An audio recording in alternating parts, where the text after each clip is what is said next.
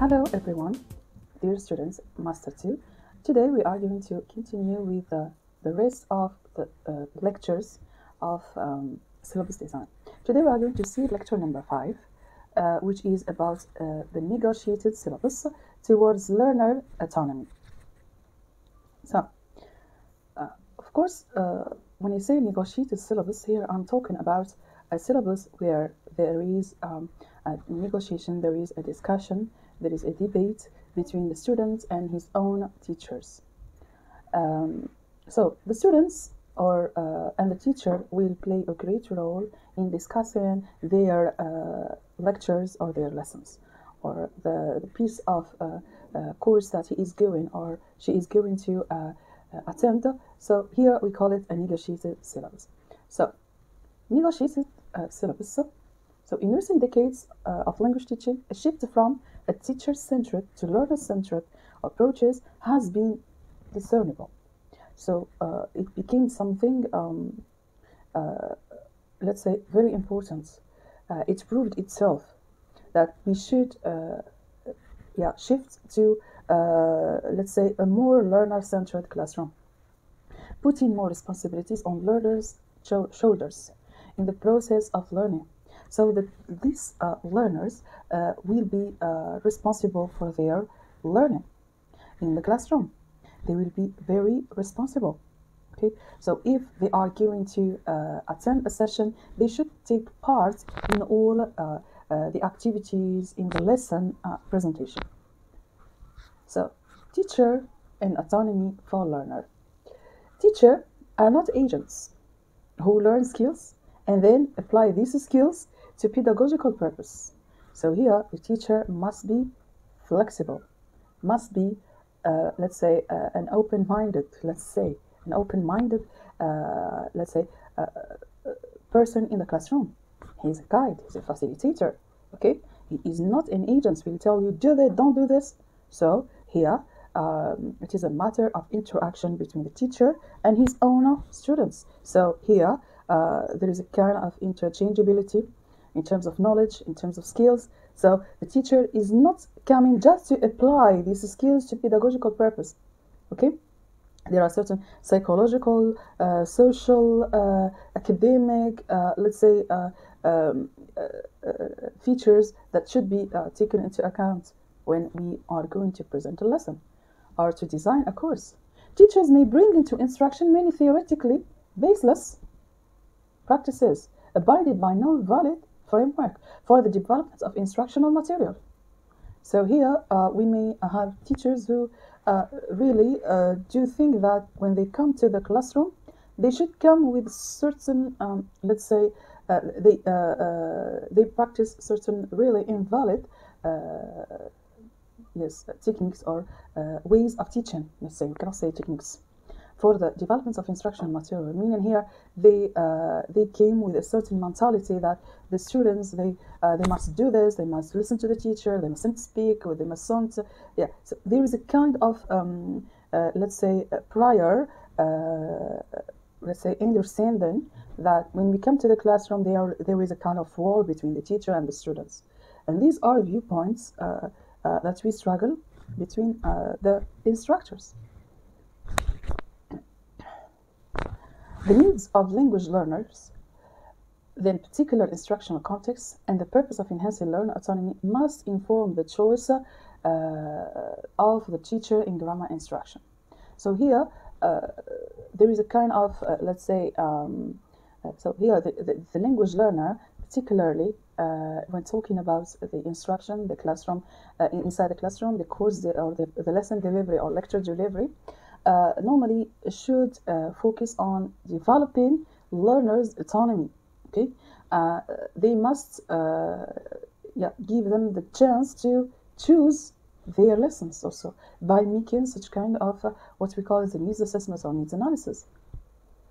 Also, I can talk about the learner autonomy in curriculum development. So, learner autonomy became one of, let's say, ultimate objectives to teach foreign languages in general. So when we want to teach anyone, So the learner must develop a certain autonomy. We can take part in it, and we can also, they can be such kind of much more active and self-confident students that will help themselves to develop their own learning, their own skills, so they don't need 100% their teachers, because I cannot say we cannot neglect the main role of the teacher. So we can have, let's say, the learner can be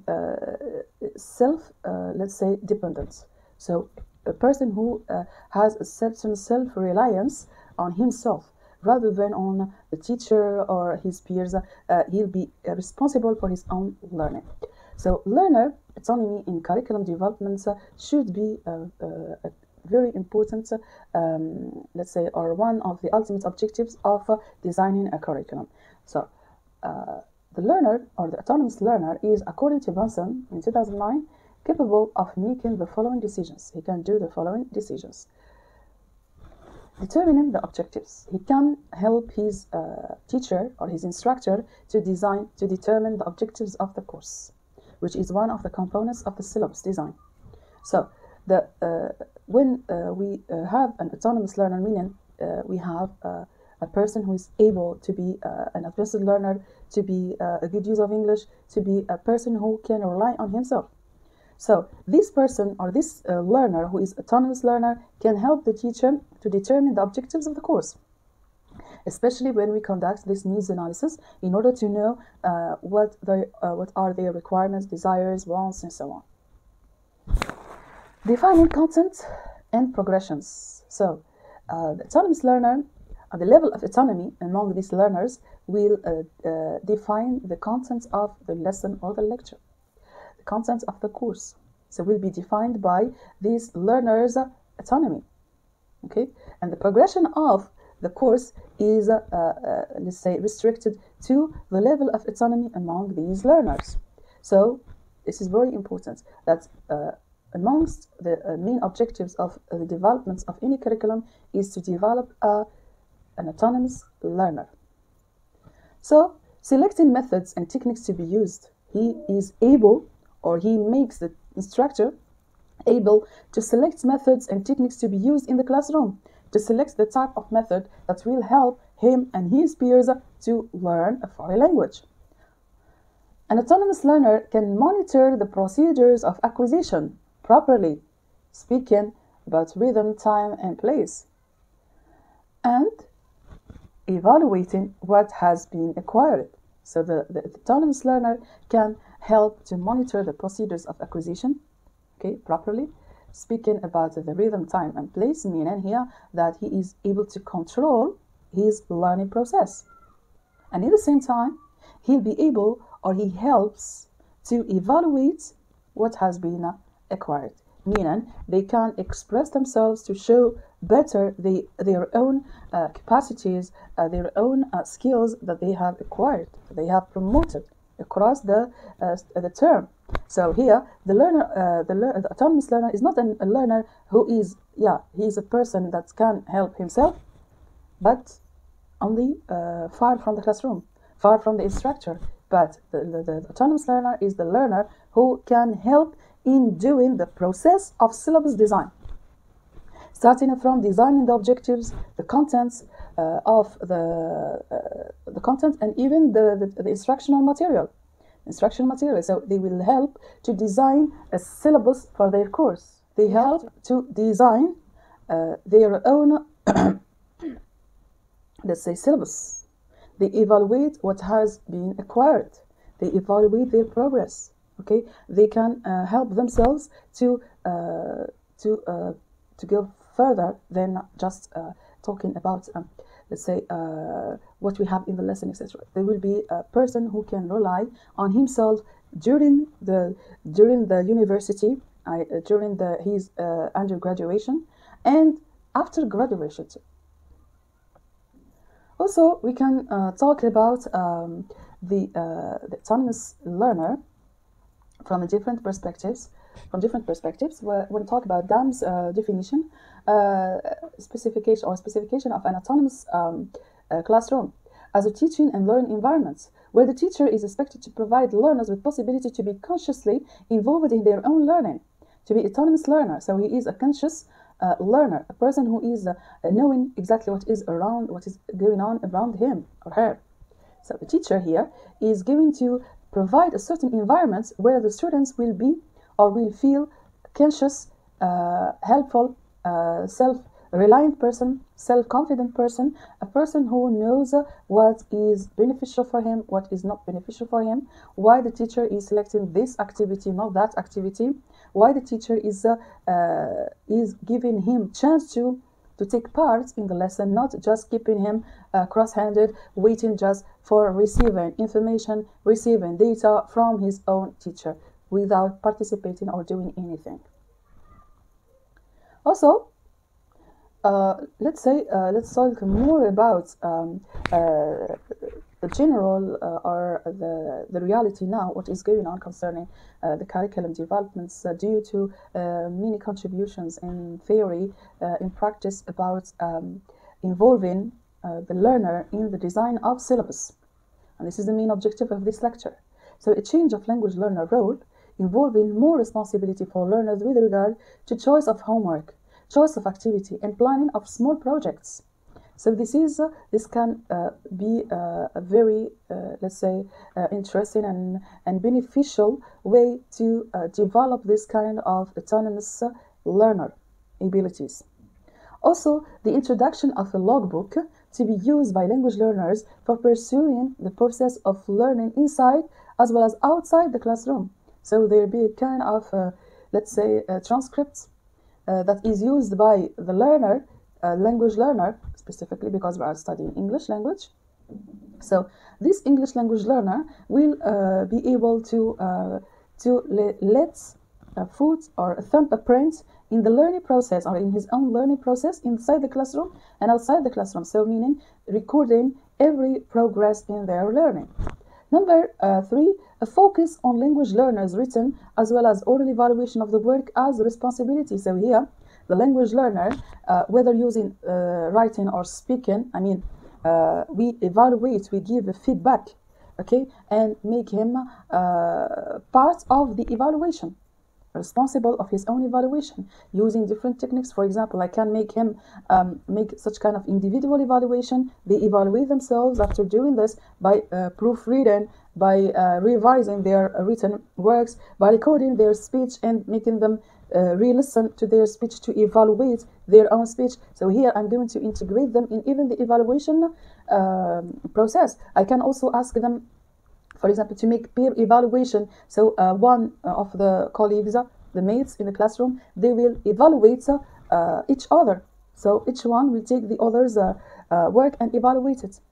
So change of language teacher's role, we can say, through giving more responsibility to learner, speaking the target language all the time, paving the way for more group work. So I ask them to work in groups, and even working in groups can be a technique to involve an autonomous learner or to develop an autonomous learner to make the curriculum a learner-centered curriculum. So the introduction of new activity types which have their focus on authentic learner interaction. So here where the learner will play a major role in this activity, meaning making the teacher just as, let's say, guide, a person who can watch their progress, okay, and making them doing the activities by themselves. Yeah, they do an activity and they select to do an activity by themselves, not imposing them to do a certain activity. So they select the activity they want. They select to work in groups, they select to work individually, and they select to work in pairs. The introduction or other individual preferences also are better to be involved by the learner to develop this autonomy in their learning process. Of course, we talk about learner autonomy, which pertains to readiness or willingness to act autonomously. So a language learner may have a good deal of metacognitive knowledge, but not always take the responsibility. He is able to do things, but he is not all the time taking responsibility to do so. So the curriculum should be developed to help them be self-reliant students, autonomous students. So learner autonomy, according to Sinclair in 2009, said that it is a construct of capacity. Okay, it's an interwoven body which is operationalized when willingness is present. So here there is a kind of let's say motivation, okay, motivation from the part of the students. Okay, here we can say that the students or this learner, if he is able to or he is willing to be a learner, an autonomous learner, he will be able to be an autonomous learner. But there is, like, for example, push forward by the teacher. So here we try to explain something that learner autonomy is part of what is called the negotiated syllabus, where the learner is able to be part of every step in the syllabus design. Negotiated syllabus and learner autonomy. Here to clarify more, in the realm of learner autonomy, negotiated syllabus can be introduced as a paramount contributor to deploying materials and arranging these materials aimed at developing learner autonomy. So all things related to the syllabus design will be devoted to develop the learner's autonomy. Since this type of syllabus takes individual preferences at its center of attention, meaning it will be based on the needs analysis, on the desires of the students, on their, let's say, requirements. Okay, so here we are going to develop a more learner-centered syllabus. Negotiated syllabus is an approach to development of language course, where learners' needs and preferences are taken into consideration during the course. So not only by the very beginning. So during the course, we make such kind of needs analysis. The needs are discussed by language learners and instructors during the course, serving to generate ideas about the content of the course. So he is part of every lesson, every lecture. Okay, so he helps even the instructor or the syllabus designer to generate ideas about the content of the course. So it is very important. The syllabus, like learner autonomy, harbors learner-centered approach to teaching. Interest, according to Benson, in the idea of autonomy has grown to a great extent through its association with various forms of practice, one of which is negotiated syllabus. So the learners working within the programs with a negotiated syllabus can influence the content of their course and also assessment issues in such context. So these are views of Rudekens, Richards and Schmidt, and Benson. All of them, they were calling for developing a syllabus which is a learner-centered syllabus, which is considered as a negotiated syllabus. Of course, here principles of negotiated syllabus. They are the principle which underlies negotiated syllabus is that the learners and the teachers come together to discuss aspects of the course. There is a discussion and reach a consensus on how the course will be conducted, and this how is realized in the control that learners have over them. So here there is a discussion between the learner and the teacher, the person who has knowledge, the person who has a certificate, the person who has let's say an experience in the field, with his learners who are still unable to let's say to be like him, or to they don't have the same experience, but they have the same objective, which is promoting their learner. So in this case, they will meet to discuss their objectives, or to discuss the content, to discuss the desires, the expectations from this course. Okay, Breen and Littlejohn, cited in Nation McAllister, made a list of situations where a negotiated syllabus is unavoidable. When, number one, where learners and teachers have different backgrounds. For example, the teacher is from India, and the learners are from Algeria. Here, they should negotiate, discuss the content, the objectives of the course. So here, with different backgrounds. For example, when I have a teacher who, for example, I have students who are studying economy and at the same time they are studying English language. And here we are talking about English for specific purpose, English for economy. So here, in this case, and we have a teacher of literature, of English literature, and we ask him to make a discussion or to teach these learners. So here, there should be a form of discussion, negotiation between the learners and the teacher in order to find a course or to design a course that fits these learners. Also, where there is scant time and useful choices must be made. Okay, here in this case, of course, we have choices and we have time to discuss, so we discuss what is to be taught. Where there exists a diverse group of learners, for example, in the class I have many different learners from different backgrounds. Here we have to negotiate.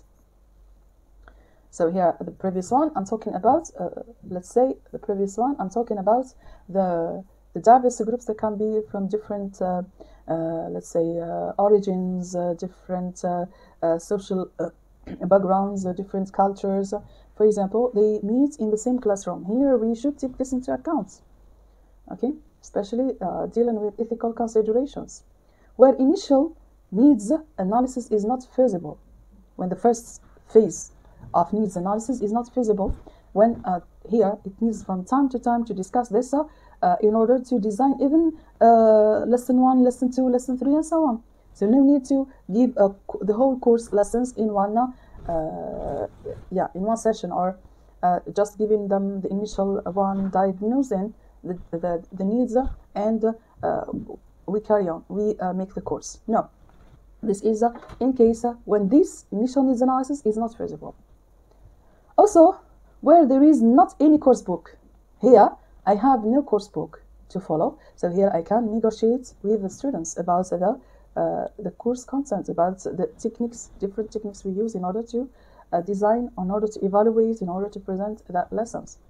Also, where learners' past experience must be part of the course, where, for example, I teach them written expression first year, they have studied, for example, first year types of sentences and paragraph writing, and here there should be, let's say, an extension to the previous year. So here I should negotiate with them to make a link between what they have studied year before and what they are going to study this year. Where the course is open-ended, so we don't have a limited number of lessons, limited number of lectures. Here also we negotiate to make let's say a course, to design a course. Nation and McAllister also contend that a negotiated syllabus involves the following steps: negotiating the goals, content, formats, and assessments of the course. The goals, the main goals, the objectives, the contents, the formats, where to start, inductive, deductive, how to present the lessons, and the assessments of the course. Are we going to have a summative assessment, or are we going to have formative assessments? How many tests are we going to see, and so on. Implementing these negotiated decisions and evaluating the effects of implementation in terms of outcomes and the way the implementation was done. So we have three main steps: negotiating the goals, content, format, and assessments, implementing phase, and then the evaluation phase. Additionally, there are 6 main requirements for a negotiated syllabus as proposed by the same authors. Number 1, negotiation procedure. How and how often can negotiation be carried out? How many times? Course planning. The participation. Who will work with who? The participation. The course plan. The participation. Who are part of the course design? Who will participate in this syllabus, using the syllabus. The course planning. Continuing the course planning procedure. What kinds of activities will be worked on? About the course planning too. Learning goals. What will be the focus of the work? The course evaluation. So here we talked about the negotiation procedure. What are the requirements? Then the course planning here, and which is related to participation procedure and learning goals. And course evaluation, the continual evaluation of previous decisions and learning resources. And finally, we talk about the resources and materials. Okay, there is a good deal of materials language learners and teachers can draw on. Yeah, so they negotiate everything. So here, the syllabus design is not as usual. It is based on two main figures or members, let's say pillars, the teacher and the learner. Both they meet, discuss their syllabus. Yeah.